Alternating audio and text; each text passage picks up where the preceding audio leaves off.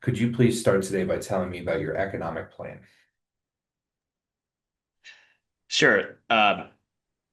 Affordability is the number one issue I come across as I've traveled the state. I'm the only candidate in this race to visit all 102 counties, and everywhere I go, the number one issue on people's mind is affordability. People cannot afford to live. Now, there's a couple things that we can do to help that. Number one is the cost of groceries. Number two is the cost of energy. When it comes to groceries, we need to enforce existing anti-monopoly law that's already on the books.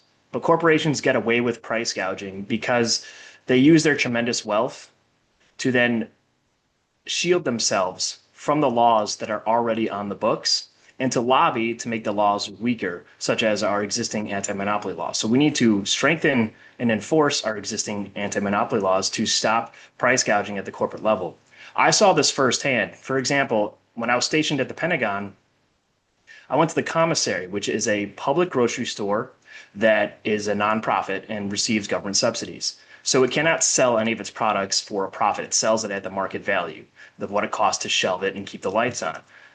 I would buy the dog food from the commissary, and that same dog food just outside the base at a Kroger would be $10 more expensive. It'd be $15 at the commissary, it'd be $25 just outside the base. So price gouging is very real, and corporations get away with it because they use their tremendous wealth to influence our elections through campaign contributions, dark money, and super PACs.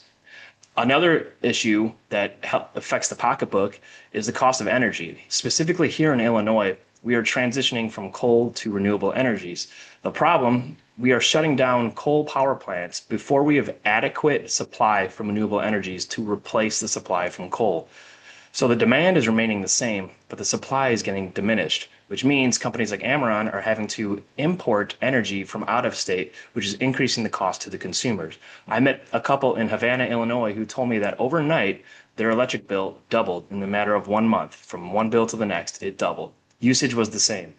So one way that we can help alleviate this is by implementing aspects of the Green New Deal to prioritize the investment in renewable energies across the nation. We cannot do this kind of piecemeal thing. We need a complete national overhaul to make climate change a central focus. And the Green New Deal is a great way to approach that while investing in our rural communities.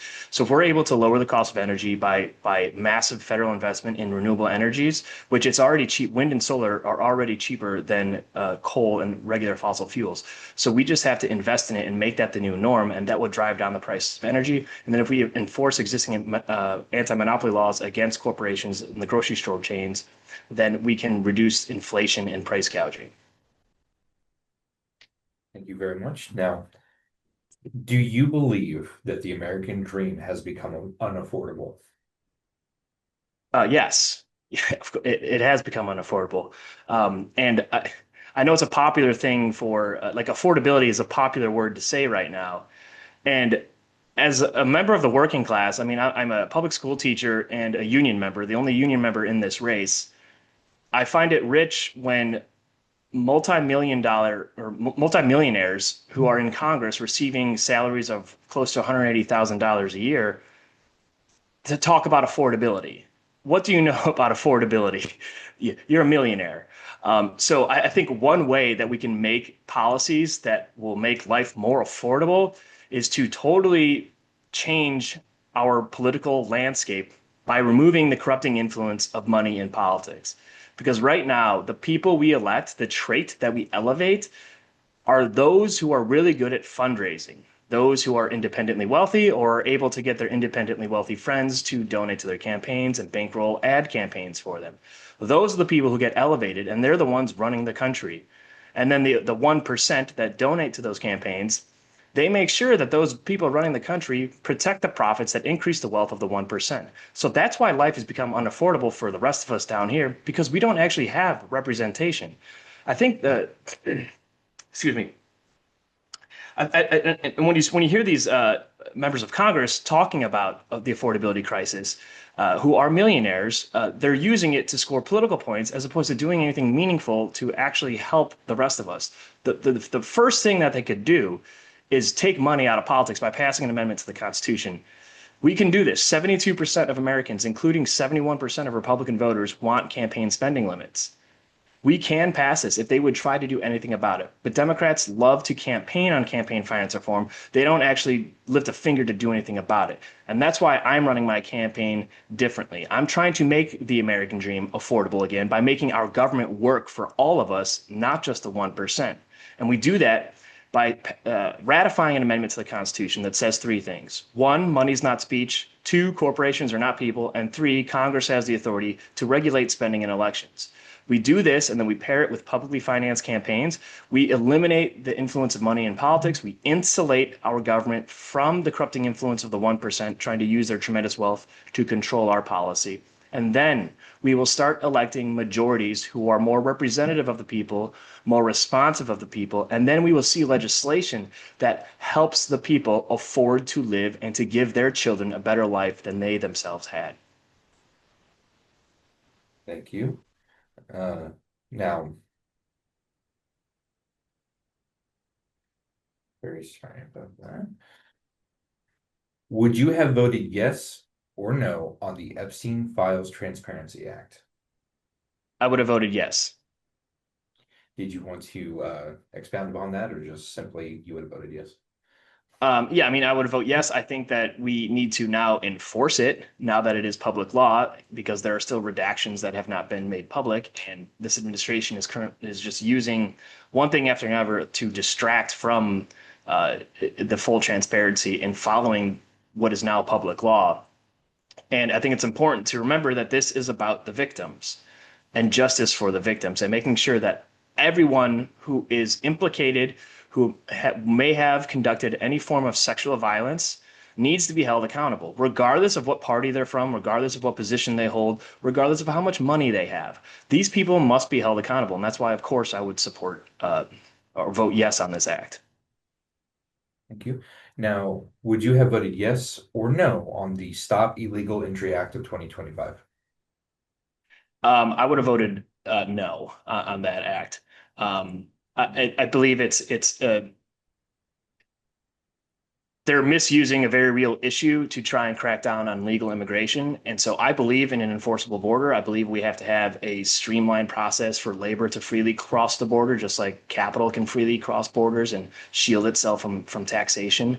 So we need to have a more streamlined process to allow migrants to come into this country legally. And that act does not allow for that.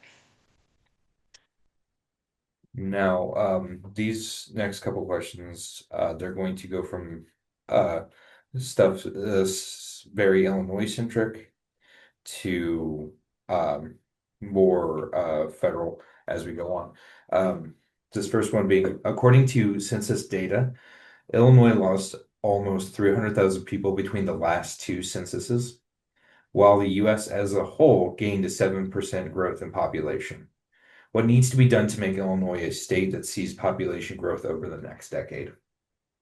I think it has a lot to do with our regressive taxes, because that's another aspect that comes into the affordability crisis. And what I hear from people as I travel across the state, we place the burden at the state level government. The burden of taxation is placed on working families and not the ultra wealthy. We could follow in Massachusetts' suit and have a wealth tax. People didn't just get up and leave as they thought, because the reality of the matter is, if you're ultra wealthy, you have the money to choose to live wherever you want to live. And so the ultra wealthy in Chicago will not leave if we implement a wealth tax and make it graduated. We also need a graduated income tax. I know that requires a public referendum and an amendment to the Constitution, but we need to bring that up and push that again so that we transfer the burden of taxation away from working families onto the ultra wealthy to fund the programs that we need. And if we do that, then we're going to help make the cost of living more affordable. Because everywhere I go, everyone thinks that they just get taxed for every single thing they do, and they're not wrong. And part of this problem is that in the Illinois state government, half of our elections are uncontested. So half of the state legislature and the General Assembly in 2024, they did not face an opponent in either the primary or the general election. That is not democracy. That is not being representative. That's not being responsive to the people. And so we need to get rid of partisan primaries and just have an open primary, an open preliminary election. We need ranked choice voting. We need to take money out of politics. And most importantly, we need publicly financed campaigns. One of my opponents in this race always talks about, not taking corporate PAC money and wanting to take money out of politics. But she's been in office for the last 7 years, and we don't have publicly financed campaigns in Illinois. So what does that say about are we being serious about making more competitive elections? I think the Democratic Party needs to take a hard look at itself, take its hands off of the wheel a little bit, give up control, and allow competitive elections to happen so that we can elect more representative and more responsive governments that will not continuously tax the people of Illinois to the point where they move to a new state because the taxes are so high. You. Now, this question involves the government shutdown during last year. Senator Durbin was one of the few Democratic senators that voted with Republicans to reopen the government. If you were in Durbin's position, would you have done the same? No, I would not have. And here's my thought on government shutdowns. Government shutdowns are, first of all, imaginary. They don't need to happen. They are a political cudgel that both parties use. And at the end of the day, it's just the American people who suffer whenever there's a government shutdown. Federal workers are not getting paid, and the American people who pay federal income taxes are not getting access to the services that they need. Excuse me. And so, um, instead of having this like shutdown debacle and like threatening to shut down, we need to have an automatic continuing resolution, an ACR, that says whenever there's an elapse in appropriations, the government will continue to be funded based on the previous appropriations for the next, you could put a timeline on it, like 30, 45, 60 days, or until new appropriations are ratified or passed into public law. That way, we don't have to have this whole debacle about, oh, we're threatening a shutdown or not. It's just an imaginary problem used by both parties to try and gain political leverage. So we don't need to have it. But if you're going to use it, which the Democrats chose to do, then you better commit to it. You cannot tiptoe into it and then tiptoe out. It just damages Americans. It hurts the American people. It hurts federal employees, and it doesn't do anything for the Democratic Party.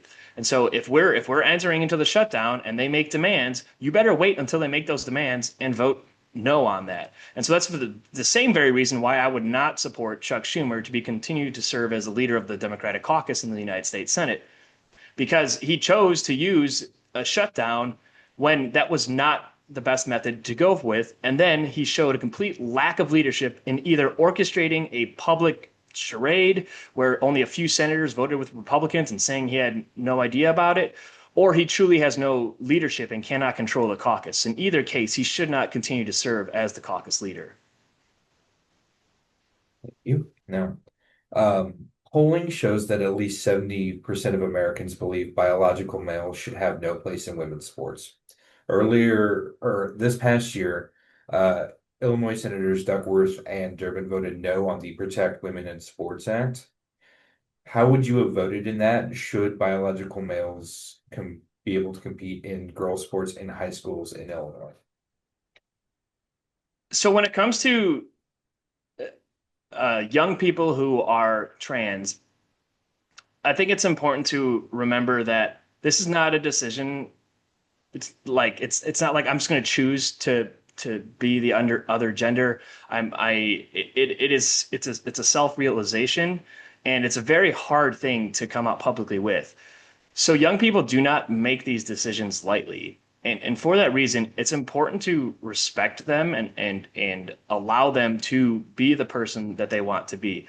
And that includes participating in sports.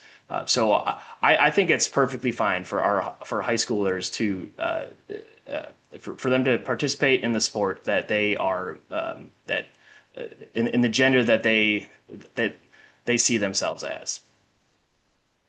Thank you. Two more questions. Now, with the passage of the Big Beautiful Bill this past year, we got a no tax on tips. However, Illinois, along with Maine and the District of Columbia, have decided not to accept that and continue to tax on tips. Do you support taxing tips?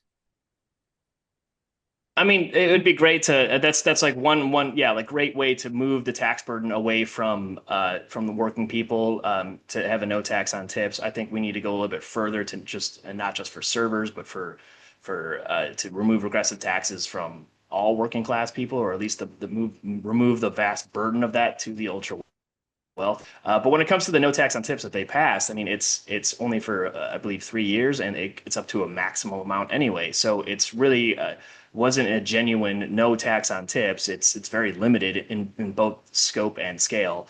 So yes, I would support a no tax on tips as a measure of a broader tax reform where we remove the burden of tax from working families to the ultra wealthy. Thank you. And this last question.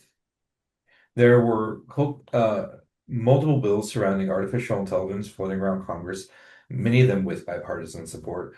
What kind of guidelines, safeguards, and policies do you think the federal government needs to implement to keep Americans safe from AI and to keep Americans from losing jobs to AI?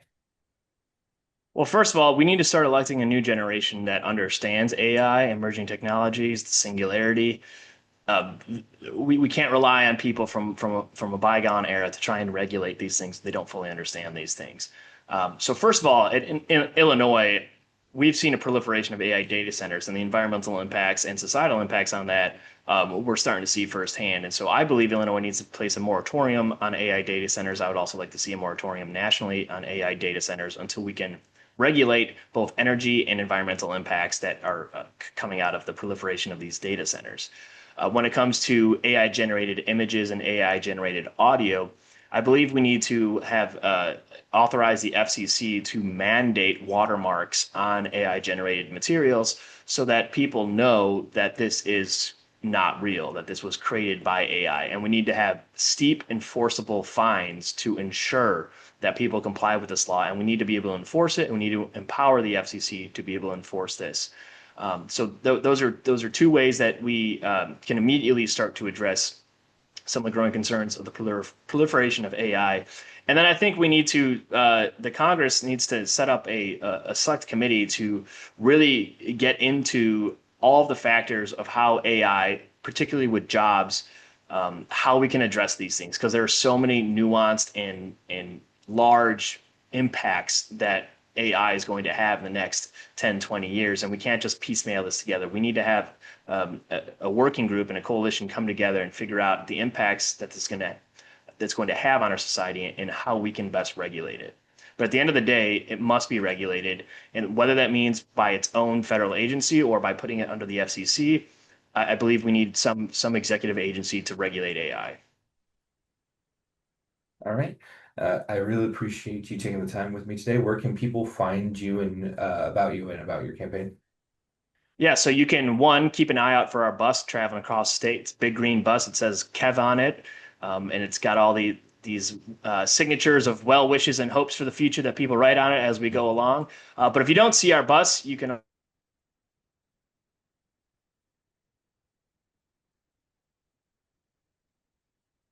raising and spending millions of dollars on TV ads. We rely on organic grassroots messaging through social media, and by doing So so, sorry, you froze when you said if you don't see our bus, could you please oh stop? I'm so yeah, sorry. sorry. Okay. Um, If you don't see our bus, you can go to kevinryan.com and learn all about me, the campaign, and our issues. You can also find our links to our social media there. And this is how we are getting our message out. Because if we want to take money out of politics, we need to elect people who reject money in politics. And that's what we're doing. Instead of raising and spending millions of dollars on TV ads, I'm raising only what I need to pay my staff a livable wage and to pay for food, fuel, and lodging when we're on the road connecting with voters in person. And that's why I'm happy to say I'm the only candidate in this race to speak with thousands of voters in all 102 counties. And from social media, we've reached over 8 million people, 8 million people with over 21 million impressions without spending a dollar on advertising. Because when your message works, it sells itself. We are redefining political viability. So if you think the status quo is working, if you want more of the status quo, then there are three great establishment candidates that you can choose from.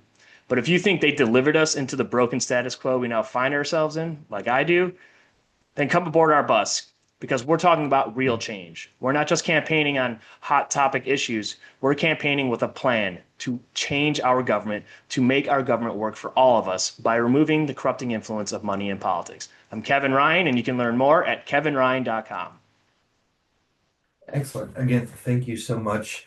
And this next question is literally not anything to do with the interview at all. I'm just very curious. What kind of bus is it? It's a great question. It is a 2002 Chevy Bluebird with a cat engine. Okay. And is the inside got beds or is it like office? Like what? It's an office space. Yep. So we do have we have a kitchen table with two bench seats, and then two couches, which the kitchen table can drop into a bed, and then the two couches can serve as beds too. So we try not to sleep on it. We can't. I mean, we can't now because it's just too cold. But over the summer and the fall, we would sleep on it if when we're in some of the remote places of Illinois where there are no hotels, and so we would sleep on it when we needed to. But we do try to stay in hotels because it's not the most comfortable. I get it. I whenever October rolls around, I use all my time off and I travel with the circus. And for the past couple of years, we've been using a bus.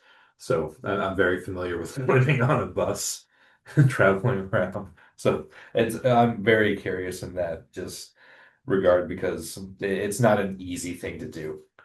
No, Travel, it's not. No, it's not. not at all. But And I don't know. I before this campaign, I didn't know anything about diesel mechanics, and I do now. Unfortunately, I know a lot about diesel mechanics. oh yeah, completely. Yep, that'll happen. We had one where we broke down side of Indiana, highway in Indiana, and it was like, oh yeah, oil was low, and then a bearing shot through the engine. Like, oh cool, great. And then we had one where the bus kept breaking down. We had given up on it, like we'd started the tour with it, and we were like, you know what? It broke down 6 times within the first couple of days, so let's just drive ourselves. It was not a good time. But Yeah, our bus. Luckily, we only broke down twice. One was in Chicago, not too far from the garage I take it to, which was very convenient. But the other time, we were on our way, we were in the middle of Marshall County on our way to Wyoming, Illinois, and Stark County. And we were on a small county road in the middle of giant cropland. And we had a catastrophic engine failure. And the sun had just set. And this was a couple weeks ago. And then I got outside and opened the hood and looked for like leaks or loose fittings, or maybe I thought maybe the transmission line got loose and was leaking or something. Didn't see any of that, and I was out there for like 30 seconds, and the wind swept prairie plains. That there was like a 40-mile-an-hour wind. I felt like I was on the Titanic. My yeah. my hands went numb, and I had to get back on the bus. And luckily, we got rescued and we got the bus towed and got taken care of. But that was not a great place to break down.